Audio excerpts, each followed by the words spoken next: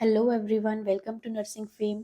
आज हमारा टॉपिक है स्ट्रोक। आज हम स्ट्रोक के बारे में डिस्कस करेंगे, जिसको हम लोग ब्रेन अटैक या फिर सेरेब्रोवास्कुलर एक्सीडेंट भी बोलते हैं, सीवीए। चलिए स्टार्ट करते हैं आज का टॉपिक। फर्स्ट ऑफ ऑल हम इंट्रोडक्शन देखेंगे कि हमारा स्ट्रोक होता क्या है। A stroke, also known as brain attack और cerebrovascular accident, occurs when blood flow to the brain is disrupted either by a blockage or a rupture leading to brain damage। अब देखिए, stroke या फिर cerebrovascular accident या फिर brain attack एक ऐसी condition होती है जब हमारे ब्रेन की ब्लड सप्लाई जो है किसी रीजन की वजह से कम हो जाती है या फिर बिल्कुल ही स्टॉप हो जाती है। देखिए, अब इसके दो रीजन हो सकते हैं।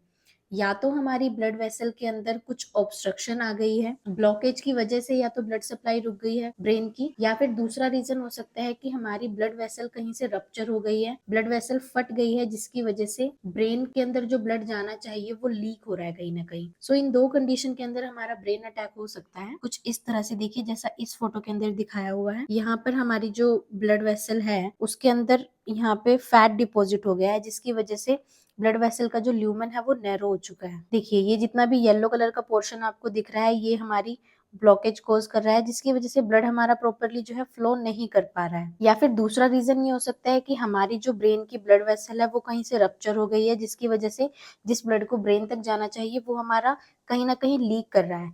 इन दो रीजंस की वजह से हमारा ब्रेन स्ट्रोक या फिर ब्रेन अटैक हो सकता है। Next, this prevent brain tissue from getting oxygen and nutrients. देखिए, जब आपके ब्रेन की ब्लड सप्लाई रुक जाएगी तो हमारा जो ब्लड होता है, ब्लड का काम होता है पूरी बॉडी के अंदर ऑक्सीजन सप्लाई करना, साथ ही में न्यूट्रिएंट्स को सप्लाई करना। तो जब हमारे ब्रेन के पास प्रॉपरली ब्लड ही नहीं पहुंचेगा तो ना तो ब्रेन के पास प्रॉपर ऑक्सीजन जा रही है, ना ही हमारे ब्रेन को प्रॉपरली न्यूट्रिएंट्स मिल रहे हैं। तो इस कंडीशन में क्या होगा, brain cells begin to die in minutes. Stroke होने के मिनट बाद ही आपके जो ब्रेन के सेल्स है वो मरना स्टार्ट कर जाएंगे, आपका जो ब्रेन के सेल्स है वो डेड होना स्टार्ट हो जाएंगे। A stroke is a medical emergency, it's crucial to get medical treatment right away. Brain stroke हमारी एक मेडिकल इमरजेंसी होती है। अगर किसी पेशेंट के अंदर स्ट्रोक के लक्षण देखने को मिल रहे हैं तो आपको बिल्कुल भी डिले नहीं करना है, आपको तुरंत जो है पेशेंट को मेडिकल ट्रीटमेंट देने की आवश्यकता है। ब्रेन स्ट्रोक के लक्षण को कभी भी नजरअंदाज नहीं करना चाहिए। नेक्स्ट हमारा टॉपिक है टाइप्स ऑफ स्ट्रोक। आइए देखते हैं कि स्ट्रोक कितने टाइप के होते हैं।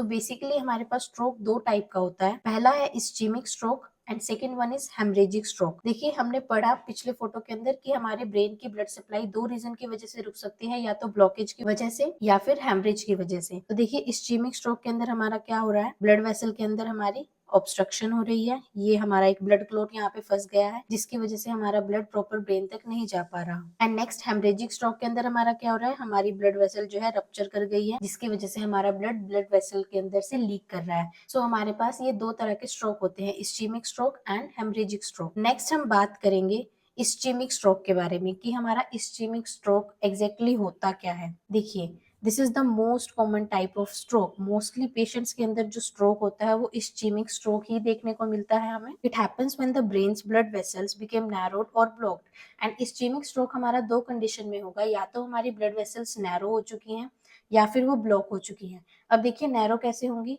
देखिए, आपकी जो ब्लड वेसल होती है वो अंदर से होलो होती है, मतलब उनके अंदर पाइप की तरह खाली जगह होती है। एंड अगर आपका कोलेस्ट्रॉल जो है वो बहुत ज्यादा बढ़ा हुआ है तो आपकी ब्लड वेसल्स के अंदर फैट डिपॉजिट होना स्टार्ट हो जाएगा। एंड जब उसके अंदर फैट जमता रहेगा तो जो खाली स्पेस है वो बहुत कम हो जाएगा, जिसकी वजह से ब्लड जो है प्रॉपरली फ्लो नहीं कर पाएगा ब्लड वेसल्स के अंदर। एंड देखिए, ब्लॉक कैसे होंगी। ब्लॉक इस कंडीशन में हो सकते हैं जब आपकी ब्लड वेसल के अंदर कोई बड़ा सब्सटेंस आकर जो है फंस जाएगा, जैसे कि कोई बड़ा सा ब्लड क्लॉट आकर फंस गया, या फिर कोई फैट का ही पार्ट आकर वहां पर ऑब्स्ट्रक्शन कोज करे। तो इन दो कंडीशन के अंदर हमारे पास आर्टरी जो है या तो नैरो हो जाएगी या फिर ब्लॉक हो जाएगी। This causes reduced blood flow known as ischaemia. And जब हमारी ब्लड वेसल जो है वो नैरो हो रही है या फिर उसके अंदर कोई ऑब्स्ट्रक्शन कोज हो रही है, तो इसकी वजह से हमारे ब्रेन का जो ब्लड फ्लो है वो रिड्यूस हो जाएगा। जितना ब्रेन की रिक्वायरमेंट है ब्लड की, उससे कम ब्लड वहां पर पहुंचेगा। एंड इसी कंडीशन को हम लोग इस्चीमिया बोलते हैं। ब्लॉक्ड और narrow blood vessel can be caused by fatty deposit that build up in the blood vessel. ठीक है, सेम चीज इन्होंने बताई है कि हमारी जो ब्लड वेसल्स है वो ब्लॉक या नैरो किस वजह से होंगी, वो फैटी डिपॉजिट्स की वजह से हमारी ब्लॉक या फिर नैरो होंगी। और they can be caused by blood clots और other debris that travel through the blood stream. अब देखिए, सिर्फ फैट डिपोजिशन ही इसका कॉज नहीं होता है। ऐसा भी हो सकता है कि कोई बड़ा सा ब्लड क्लॉट आकर आपकी ब्लड वेसल को जो है ब्लॉक कर दे, या फिर कोई अदर डेब्रिस भी हो सकती है जो ब्लड के थ्रू हमारे ब्रेन तक पहुंच गई है। डेब्रिस का मतलब होता है जो वेस्ट प्रोडक्ट्स होते हैं। हमारा ब्लड का काम क्या होता है, देखिए वो हमारे पूरी बॉडी के अंदर सर्कुलेट करता है एंड पूरी बॉडी को न्यूट्रिएंट्स प्रोवाइड कराता है, एंड जो हमारी बॉडी वेस्ट प्रोडक्ट जनरेट करती है उनको वो एक्सक्रीट आउट कराने में हेल्प करता है। तो हमारे ब्लड के अंदर वेस्ट प्रोडक्ट भी रहता है। तो ऐसा हो सकता है कि कोई वेस्ट प्रोडक्ट, ऐसा ही कोई डेब्रीज आके हमारे ब्रेन की ब्लड वेसल को ब्लॉक कर दे। Next, an ischemic stroke occurs when a fatty deposit, blood clot or other debris become lodged in the blood vessel in the brain. इन्होंने शॉर्ट में पूरी एक ही लाइन के अंदर पूरा समझा दिया है कि हमारा इस्चेमिक स्ट्रोक तब होता है जब कोई फैट डिपॉजिट या फिर कोई ब्लड क्लॉट या फिर कोई डेब्रीज आकर हमारी ब्रेन की ब्लड वेसल के अंदर ब्लॉकेज कॉज कर देती है। नेक्स्ट हम बात करेंगे हेमरेजिक स्ट्रोक की। देखिए नेम से ही इंडिकेट हो रहा है, हेमरेज का मतलब होता है ब्लीडिंग होना। सो हेमरेजिक स्ट्रोक के अंदर हमारा क्या हो रहा है, it occurs when a blood vessel in the brain leaks और रप्चर। हेमरेजिक स्ट्रोक हमारा तब होगा जब हमारे ब्रेन की कोई ब्लड वेसल रप्चर हो जाएगी और लीक कर जाएगी, मतलब हमारी ब्लड वेसल के अंदर से जो ब्लड है वो बाहर लीक होना स्टार्ट हो जाएगा। Bleeding inside the brain known as brain haemorrhage. जब हमारे ब्रेन के अंदर ब्लीडिंग होती है, ब्लड वेसल्स के बाहर जब हमारा ब्लड जो है लीक होना स्टार्ट होगा, उस कंडीशन को हम लोग ब्रेन हेमरेज बोलते हैं। It can result from many condition that affects the blood vessel such as. And brain haemorrhage हमारा बहुत सारे कॉजेस की वजह से हो सकता है, जैसे कि high blood pressure that's not under the control. देखिए अगर पेशेंट का ब्लड प्रेशर बहुत ज्यादा हाई रहेगा, हमारी जो ब्लड वेसल्स होती है उनकी एक कैपेसिटी होती है प्रेशर को होल्ड करने की, एंड अगर आप ब्लड वेसल की कैपेसिटी से ज्यादा जो है प्रेशर के साथ ब्लड पंप करेंगे तो ऑब्वियसली वो रप्चर ही होंगी। सो अगर आपका ब्लड प्रेशर कंट्रोल में नहीं है एंड बहुत ज्यादा हाई पेशेंट का ब्लड प्रेशर है, तो वो जो है रप्चर कर सकती है हाई बीपी की कंडीशन के अंदर। Next, over treatment with blood thinners also known as anticoagulants. या फिर दूसरा रीजन ये हो सकता है कि जो पेशेंट है वो ब्लड थिनर्स का यूज करता है। ब्लड थिनर्स, एंटीकोगुलेंट्स ऐसी मेडिसिन होती है जो खून को पतला करने के लिए पेशेंट को दी जाती है, एंड खून जितना ज्यादा पतला होगा उतना ज्यादा पेशेंट का बीपी बढ़ने के चांस रहते हैं। अगर आप ब्लड थिनर्स भी ले रहे हैं और साथ में आप अपनी बीपी की मेडिसिन नहीं ले रहे हैं, तो जो है हेमरेज होने के बहुत ज्यादा चांसेस हो जाते हैं। Bulges at weak spots in the blood vessel walls known as aneurysm. देखिए नेक्स्ट हमारा कॉज हो सकता है ब्रेन हेमरेज का एन्यूरिज्म। एन्यूरिज्म एक ऐसी कंडीशन होती है जब हमारे जो ब्लड वेसल्स होती है उनकी वॉल कहीं से वीक हो जाए और वहां से वो बल्ज आउट कर जाए। देखिए जैसा इस फोटो के अंदर दिखाया गया है, हमारी ये ब्लड वेसल है जो इस पॉइंट पे से बाहर की तरफ बल्ज आउट हो रही है, एंड इसी कंडीशन को हम लोग एन्यूरिज्म बोलते हैं। ब्लड वेसल की वॉल जो है हमारी जब बहुत ज्यादा वीक होती है, जिस स्पॉट पे से वो वीक होगी वहां से जब हमारा ब्लड उसके अंदर फ्लो करेगा तो प्रेशर की वजह से वो जगह हमारी जो है बाहर की तरफ बल्ज आउट हो जाएगी, एंड इसी कंडीशन को हम लोग एन्यूरिज्म बोल सकते हैं। एंड ये जो बल्ज आउट वाला रीजन होता है हमारा, ये बहुत ही वीक होता है। तो अगर थोड़ा सा भी हमारा हाई बीपी पेशेंट का होगा तो ये इजीली जो है रप्चर कर सकता है। नेक्स्ट हमारा कॉज है head trauma such as from car accident. Brain haemorrhage होने का ये भी एक कॉज हो सकता है अगर पेशेंट का किसी एक्सीडेंट के अंदर जो है हेड के अंदर चोट आ जाती है, सिर के अंदर चोट आ जाती है, तो ब्रेन हेमरेज होने के बहुत ज्यादा चांसेस रहते हैं। नेक्स्ट हमारा कॉज है सेरेब्रल एमिलॉइड एंजियोपैथी। देखिए सेरेब्रल एमिलॉइड एंजियोपैथी हमारा क्या है, एमिलॉइड हमारा एक तरह का प्रोटीन होता है, एंड जब ये प्रोटीन हमारा ब्लड वेसल्स के अंदर जमना स्टार्ट कर जाएगा तो ये हमारी ब्लड वेसल्स की वॉल्स को वीक बनाता है। देखिए जैसे हमने इस्चेमिक स्ट्रोक के अंदर पढ़ा कि हमारा फैट डिपॉजिट जो है वो ब्लड वेसल के अंदर होना स्टार्ट हो जाता है, मतलब फैट जमना स्टार्ट हो जाता है। तो सेरेब्रल एमिलॉइड एंजियोपैथी के अंदर क्या हो रहा है, एक एमिलॉइड नाम का प्रोटीन हमारा ब्लड वेसल्स के अंदर जमना स्टार्ट हो जाता है, एंड ये हमारी ब्लड वेसल्स को वीक बना देता है। तो इस कंडीशन में भी ब्रेन हेमरेज होने के बहुत ज्यादा चांसेस रहते हैं। नेक्स्ट अब हम बात करेंगे एक और तरह का हमारे पास स्ट्रोक होता है, ट्रांजिएंट इस्चेमिक स्ट्रोक। पढ़ते हैं कि ट्रांजिएंट इस्चेमिक स्ट्रोक क्या होता है एंड ये इस्चेमिक स्ट्रोक से कैसे डिफरेंट होता है। Transient ischaemic stroke TIA is a temporary period of symptoms similar to those of stroke। Transient ischaemic stroke एक ऐसी कंडीशन होती है जब पेशेंट के अंदर सेम टू सेम स्ट्रोक वाले सिम्टम्स देखने को मिलते हैं, बट वो बहुत टेम्परेरी पीरियड के लिए होते हैं, मतलब हार्डली 5 to 6 मिनट के लिए स्ट्रोक वाले सिम्टम्स हमें पेशेंट के अंदर देखने को मिलेंगे, एंड उसके बाद वो प्रॉपरली नॉर्मल हो जाते हैं। तो इसलिए हम इसको ट्रांजिएंट इस्चेमिक स्ट्रोक बोलते हैं। But TIA doesn't cause permanent damage. देखिए जो हमारा स्ट्रोक होता है, इस्चेमिक स्ट्रोक या फिर हेमरेजिक स्ट्रोक, वो पेशेंट के अंदर परमानेंट डैमेज कॉज कर सकता है, बट इस केस के अंदर ट्रांजिएंट इस्चेमिक स्ट्रोक के अंदर ऐसा कुछ नहीं होता है। ये हमारा एक टेम्परेरी पीरियड होता है, इसके अंदर कोई परमानेंट डैमेज कॉज नहीं होता है। TIA is caused by temporary decrease in blood supply to part of brain। TIA हमारा तब होगा जब टेम्परेरी किसी रीजन की वजह से कुछ देर के लिए हमारे ब्रेन की ब्लड सप्लाई रिड्यूस हो जाएगी या फिर बंद हो जाएगी, और कुछ टाइम के बाद वो नॉर्मल ब्लड सप्लाई ब्रेन की स्टार्ट हो जाएगी, तो हमारा ब्रेन जो है फिर से नॉर्मली एक्ट करना स्टार्ट कर देगा। This decrease may last as little as 5 minutes, and ये जो हमारा ब्लड सप्लाई के अंदर रिडक्शन आता है ये सिर्फ हार्डली 5 मिनट के लिए या फिर उससे भी कम के लिए आता है। Transient ischaemic stroke is sometime known as mini stroke. Transient ischaemic stroke को हम कभी कभी मिनी स्ट्रोक के नाम से भी जानते हैं, क्योंकि ये हमारा बहुत थोड़े टाइम के लिए स्ट्रोक वाले लक्षण देता है पेशेंट के अंदर। TIA हमारा क्यों होता है, देखिए अ TIA occurs when a blood clot or fatty deposit reduce or block blood flow to part of the nervous system। TIA होने के हमारे सेम कोज होते हैं जो इस्चेमिक स्ट्रोक के कोज थे, कि कोई हमारी फैटी डिपॉजिट हो गया या फिर किसी ब्लड क्लॉट ने हमारे ब्रेन की ब्लड वेसल को ब्लॉक कर दिया है या फिर नैरो कर दिया है। सिर्फ इसके अंदर एक डिफरेंस होता है कि वो हमारा परमानेंट डैमेज कॉज करता है and it causes temporary damage, और डैमेज कॉज ही नहीं करता, ये सिर्फ टेम्परेरी पीरियड के लिए कुछ सिम्टम शो करता है स्ट्रोक जैसे। Seek emergency care even if you think you have had a TIA। अगर आपको डाउट है कि आपको ट्रांजिएंट इस्चेमिक स्ट्रोक हुआ है एंड आप सोचे कि सिम्टम्स तो ठीक हो गए 5 मिनट बाद, तो क्या ही जरूरत है डॉक्टर को दिखाने की, बट ऐसा नहीं है। अगर आपको ट्रांजिएंट इस्चेमिक स्ट्रोक के लक्षण भी अपने अंदर देखने को मिल रहे हैं या फिर आपके साथ कोई पर्सन है उसके अंदर आपको ट्रांजिएंट इस्चेमिक स्ट्रोक के लक्षण देखने को मिल रहे हैं, तो आपको इसको लाइटली नहीं लेना है। आपको इमीडिएटली इमरजेंसी केयर की रिक्वायरमेंट है, क्योंकि it's not possible to tell if you are having a stroke और TIA based only on the symptoms, क्योंकि आप इस चीज में डिफरेंस नहीं बता सकते हैं कि आपको एग्जैक्टली स्ट्रोक के सिम्टम आ रहे हैं या फिर आपको TIA के सिम्टम आ रहे हैं, तो आपको बिल्कुल भी लाइटली नहीं लेना है। ऐसा हो सकता है कि आप सोचो कि ये तो मिनी स्ट्रोक था, अपने आप से ठीक हो गया, तो मुझे नीड नहीं है, बट ऐसा नहीं है। सिम्टम्स दोनों के बिल्कुल सिमिलर होते हैं, तो आप इस चीज को कभी भी डिस्टिंग्विश नहीं कर पाएंगे कि आपको स्ट्रोक हो रहा है या फिर आपको मिनी स्ट्रोक हो रहा है। आपको इमीडिएटली जो है किसी डॉक्टर से कंसल्ट करना है अगर आपको ट्रांजिएंट इस्चेमिक स्ट्रोक के लक्षण भी अपने अंदर देखने को मिलते हैं तो। If you have had a TIA means you may have partially blocked और narrowed artery leading to the brain. अगर आपको TIA लग रहा है, अगर आपके अंदर ट्रांजिएंट इस्चेमिक स्ट्रोक के लक्षण देखने को मिल रहे हैं, तो इसका मतलब ये है कि आपकी किसी ना किसी ब्लड वेसल के अंदर पार्शियली ब्लॉकेज हुई है।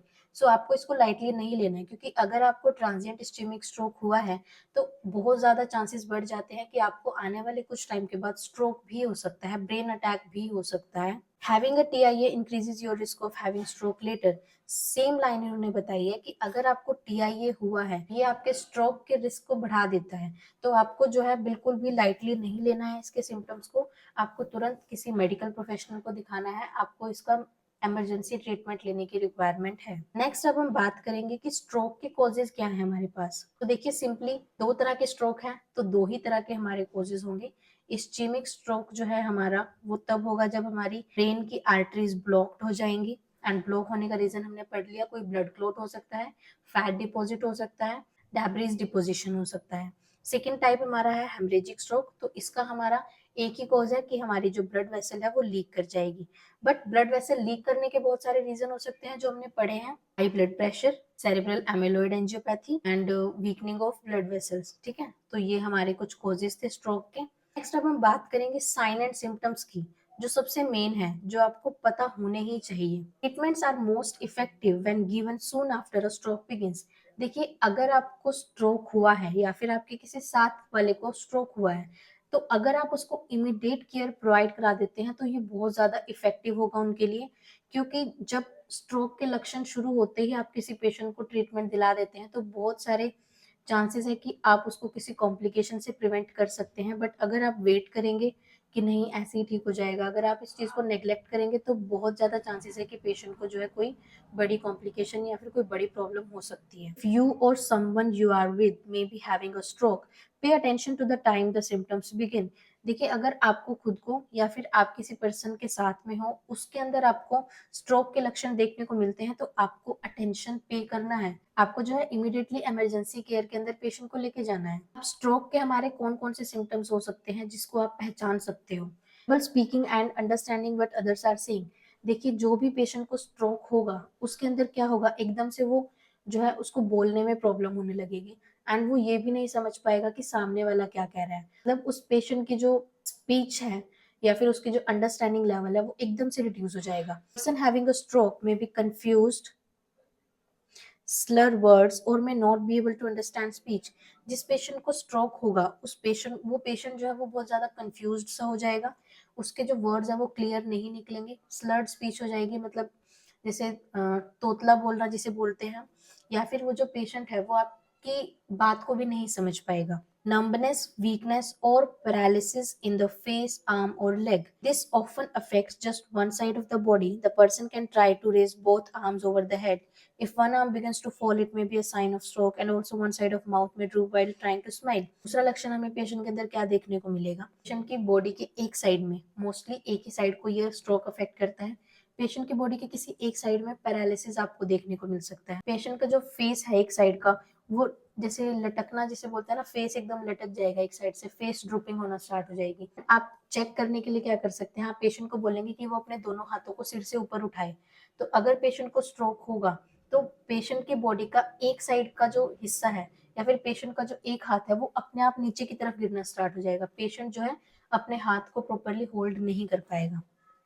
तो ये हमारे कुछ सिम्टम्स है जो आप पेशेंट के अंदर ऑब्जर्व कर सकते हैं। प्रॉब्लम सीइंग इन वन और बोथ आईज, पेशेंट का जो विजन है वो एकदम से ब्लर हो जाएगा या फिर ब्लैक हो जाएगा, फिर पेशेंट को डबल डबल दिखना स्टार्ट हो जाएगा। तो स्ट्रोक के अंदर जो है विजन के अंदर भी प्रॉब्लम आएगी। नेक्स्ट सिम्टम आएगा हेडेक, पेशेंट को अचानक से सीवियर हेडेक होगा कि एक स्ट्रोक का सिम्टम हो सकता है, साथ ही में वॉमिटिंग होगा, उल्टी आएगी, चक्कर आ सकते हैं और कॉन्शियसनेस के अंदर भी चेंज आ सकता है, पेशेंट जो है बेहोश भी हो सकता है। नेक्स्ट हमारा सिम्टम आएगा स्ट्रोक वाले पेशेंट के अंदर while walking, someone having a stroke में स्टम्बल और लूज बैलेंस और कोऑर्डिनेशन। स्ट्रोक वाले पेशेंट को चलने में भी प्रॉब्लम होगी, वो प्रॉपरली बैलेंस नहीं बना पाएगा अपनी बॉडी का, वो जो है इधर उधर लगेगा चलते हुए। तो ये हमारे कुछ सिम्टम्स थे जो कि पेशेंट के अंदर देखने को मिल सकते हैं अगर उन्हें स्ट्रोक हो रहा है तो। देखिए अब हम बात करते हैं when to see a doctor, आपको डॉक्टर के पास जाने की इमीडिएटली कब नीड है। Seek immediate medical attention if you notice any symptom of a stroke even if they seem to come and go और दे डिसअपीयर कंप्लीटली। अगर आपको या फिर आपके किसी फैमिली मेंबर को या फिर किसी रिलेटिव को, जिस भी पर्सन के साथ आप एट प्रेजेंट हैं, अगर आपको उनके अंदर स्ट्रोक के सिम्टम नजर आ रहे हैं, चाहे वो ऐसा हो रहा हो कि टेम्परेरी सिम्टम्स आ रहे हो कि कभी सिम्टम आ रहे हैं फिर ठीक हो रहे हैं, ये चीज मैटर नहीं करती। अगर पेशेंट के अंदर सिम्टम आ रहे हैं तो आपको इमीडिएटली मेडिकल अटेंशन की रिक्वायरमेंट है, आपको तुरंत जो है डॉक्टर को दिखाना है, चाहे वो सिम्टम्स थोड़े टाइम के लिए आ रहे हो। ऐसा हो सकता है कि पेशेंट कुछ टाइम के लिए अपना कॉन्शियसनेस लूज कर दे बट उसके बाद फिर से ठीक हो जाए, या फिर ऐसा हो सकता है कि पेशेंट को अचानक से ब्लर दिखना स्टार्ट हो जाए बट कुछ टाइम में नॉर्मल हो जाए। तो आपको ये नहीं सोचना है कि ठीक हो गया है तो कोई प्रॉब्लम नहीं है, आपको फिर भी डॉक्टर से कंसल्ट करना है। सो देखिए इसको याद करने का एक बहुत ही सिंपल सा और बहुत ही इजी सा तरीका होता है, think fast and do the following. आपको जो है फास्ट वर्ड याद रखना है, ठीक है। फास्ट के अंदर जो पहला हमारा वर्ड है एफ, एफ का मतलब है face. Ask the person to smile, does one side of the face drupe.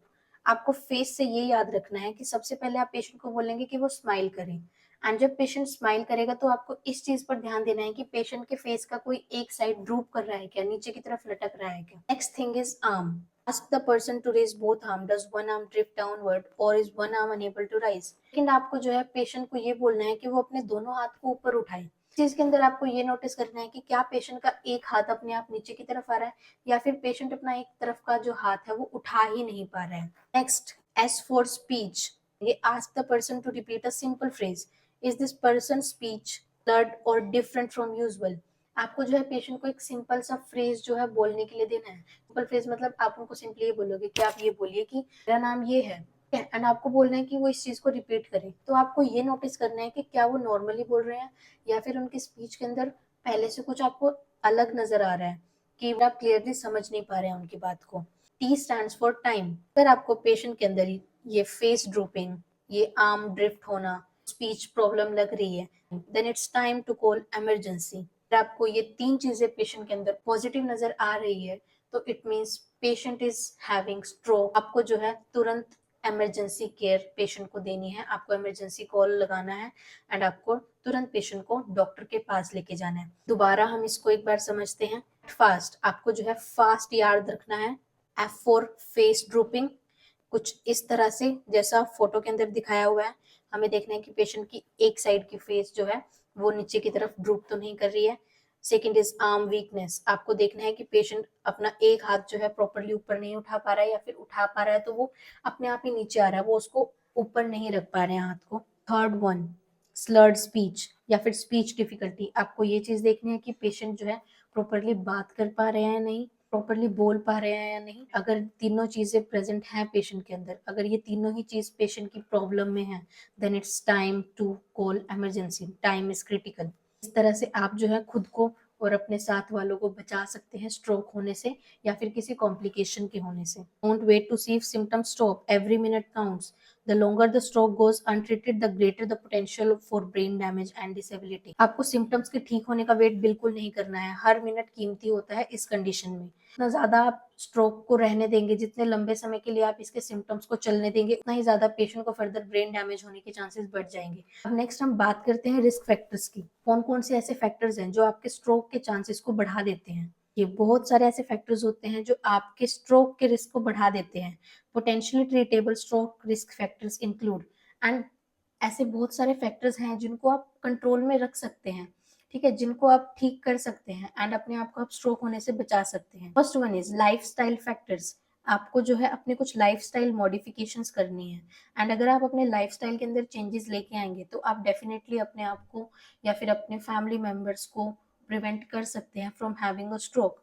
तो सबसे पहला है बीइंग ओवरवेट और ओबीज। अगर पेशेंट ओवरवेट है या फिर ओबीज है तो उनके चांसेस बढ़ जाते हैं स्ट्रोक होने के, तो आपको जो है प्रॉपर वेट मेंटेन करना है। Next one is physical inactivity. Patient जो है फिजिकली इनएक्टिव रहता है, वो कोई भी काम नहीं करता, सारा दिन लेजी पड़ा रहता है, बेड पे पड़ा रहेगा, सिर्फ खाना खाया सो गए, टीवी देखा सो गए, लेटे रहे, कुछ आप एक्सरसाइज नहीं कर रहे हो, कोई आप घर के काम नहीं कर रहे हो, तो आपके स्ट्रोक होने के चांसेस बढ़ जाते हैं। Third one, use of illegal drugs such as cocaine and methamphetamine. आपके स्ट्रोक होने के चांसेस बढ़ जाते हैं अगर आप कोई इलीगल ड्रग्स का यूज करते हैं, जैसे कि कोकेन हो गया, तो आपको इस तरह की चीजें जो है बिल्कुल भी यूज नहीं करनी है। नेक्स्ट दूसरे हैं हमारे पास मेडिकल रिस्क फैक्टर।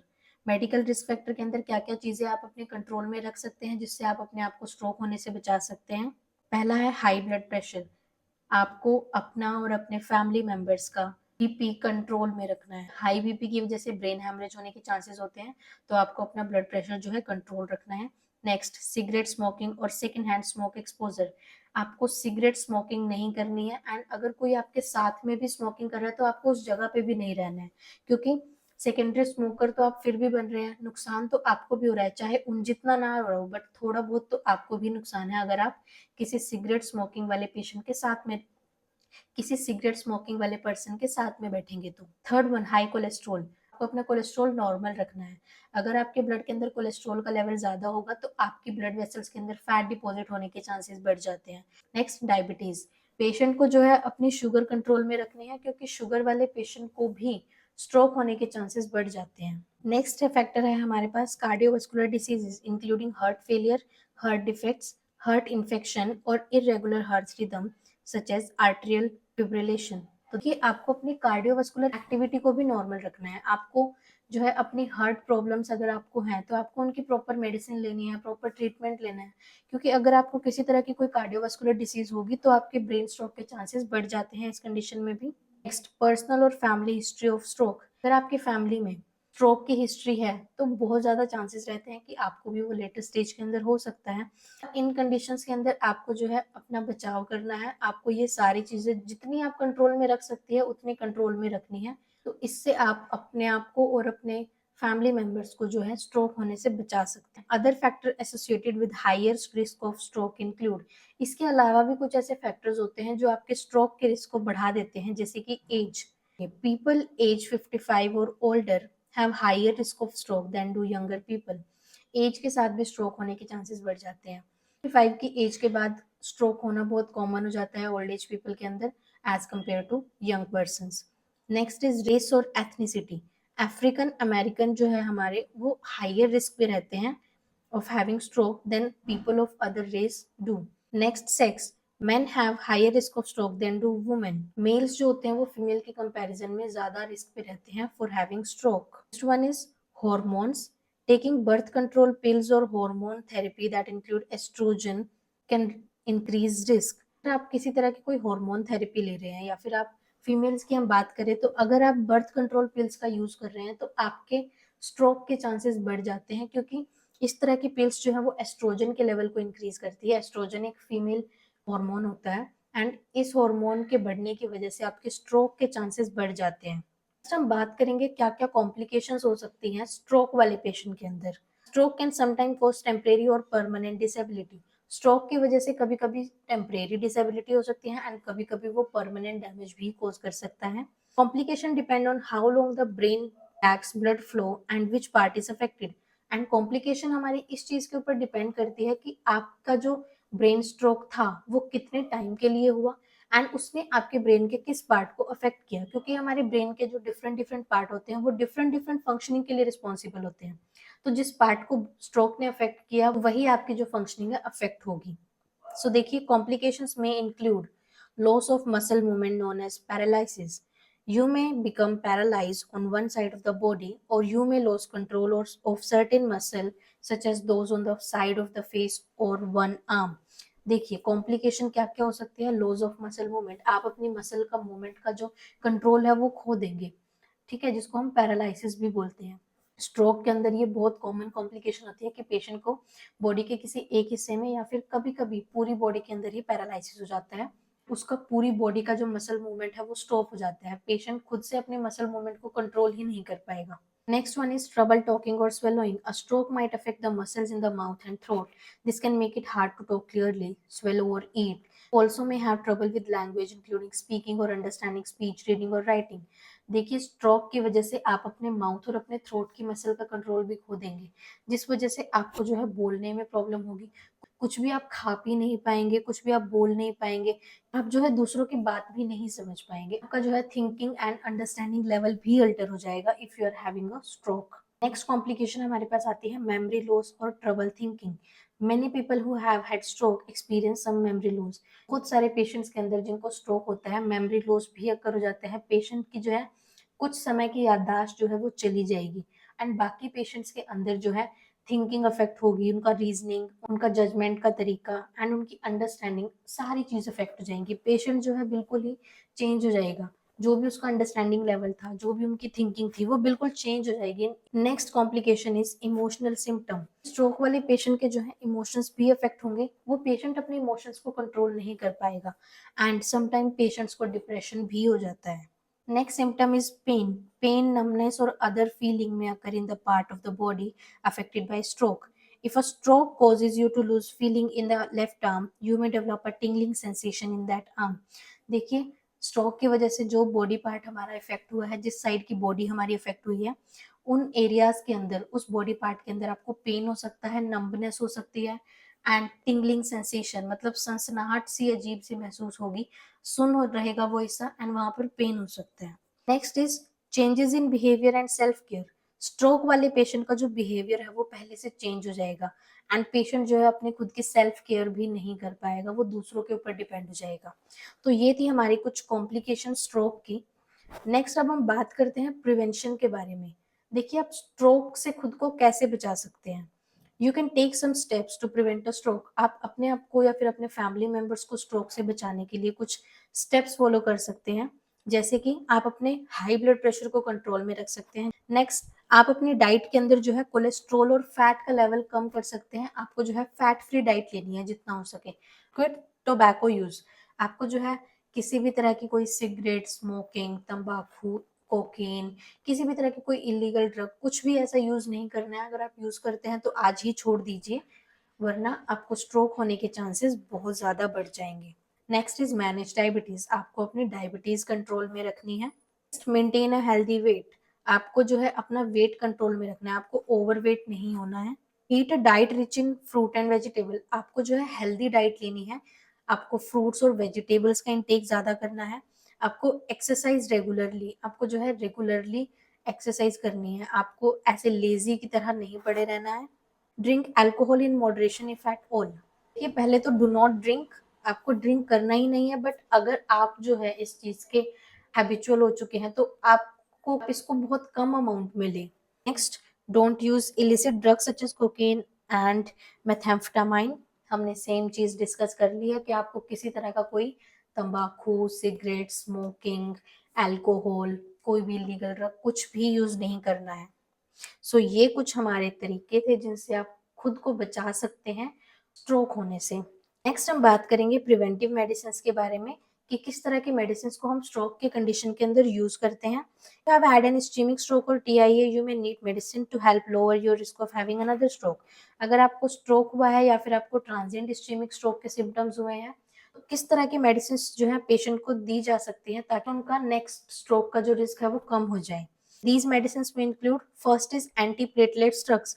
देखिए प्लेटलेट्स का काम होता है ब्लड को क्लॉट कराना, सो एंटीप्लेटलेट्स ड्रग जो है हेल्प करेंगी, ब्लड क्लॉट नहीं बनने देंगी।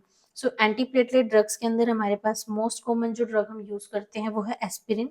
Your health care professional can recommend the right dose of aspirin for you. देखिए ये वीडियो सिर्फ एजुकेशन पर्पस के लिए है, वीडियो के अंदर हम सिर्फ ड्रग का इफेक्ट डिस्कस कर रहे हैं, बट आपको कोई भी मेडिसिन डॉक्टर की सलाह के बिना नहीं लेनी है, क्योंकि हर ड्रग का जो है एक डिफरेंट डोज हर पेशेंट के लिए बनाया जाता है। पेशेंट की कंडीशन को चेक करने के बाद कि पेशेंट की एज क्या है, उसका हाइट वेट क्या है, कोई मेडिसिन एलर्जी तो नहीं है। आपके जो हेल्थ केयर प्रोफेशनल होते हैं वो आपके लिए सही डोज जो है डिसाइड कर सकते हैं मेडिसिन की, मेडिसिन खुद से यूज नहीं करनी है। नेक्स्ट हमारी मेडिसिन आती है ब्लड थिनिंग मेडिसिन, जिनको हम एंटीकोगुलेंट ड्रग्स भी बोलते हैं। देखिए ब्लड क्लोट्स जो है आपको इस्चेमिक स्ट्रोक होने के चांसेस को बढ़ा देते हैं। सो आप जो है उन क्लोट्स को डिसॉल्व करने के लिए एंटीकोगुलेंट ड्रग्स का यूज कर सकते हैं। These medicine reduce blood clotting. ये जो मेडिसिन है ये ब्लड क्लोटिंग को स्टॉप करते हैं या फिर रिड्यूस करते हैं। मोस्ट कॉमन एंटीकोगुलेंट्स जो हम यूज करते हैं हॉस्पिटल्स के अंदर वो है हिपैरिन एंड वारफरिन। हिपैरिन जो है हमारा फास्ट एक्टिंग है, ये इमीडिएट रिजल्ट शो करता है, एंड वारफरिन हमारा स्लो एक्टिंग एंटीकोगुलेंट है। इमरजेंसी कंडीशन के अंदर हम लोग फास्ट एक्टिंग हिपैरिन का यूज करते हैं क्योंकि हमें पेशेंट को जो है इंस्टेंट सेव करने की रिक्वायरमेंट होती है उस time. You need to take it exactly as directed and watch for side effects. Also need regular blood test to monitor warfarin's effect. देखिए कोई भी मेडिसिन आपको डॉक्टर की सलाह के बिना पहली बात तो लेनी नहीं है, क्योंकि इनके कुछ साइड इफेक्ट्स भी हो सकते हैं। तो आपको जो है डॉक्टर की सलाह के साथ हर मेडिसिन को यूज करना है, एंड जब आप इस तरह की मेडिसिन लेते हैं तो आपको अपने रेगुलर ब्लड टेस्ट कराने पड़ते हैं। आज के वीडियो के अंदर इतना ही। अगर आपको वीडियो अच्छा लगा हो तो प्लीज लाइक कीजिएगा, कमेंट कीजिएगा, शेयर कीजिएगा वीडियो को, एंड चैनल को सब्सक्राइब करना मत भूलिएगा। अगर आपको कोई भी डाउट हो इस वीडियो से रिलेटेड या फिर इस टॉपिक से रिलेटेड तो आप हमें कमेंट कर सकते हैं। Thanks for watching.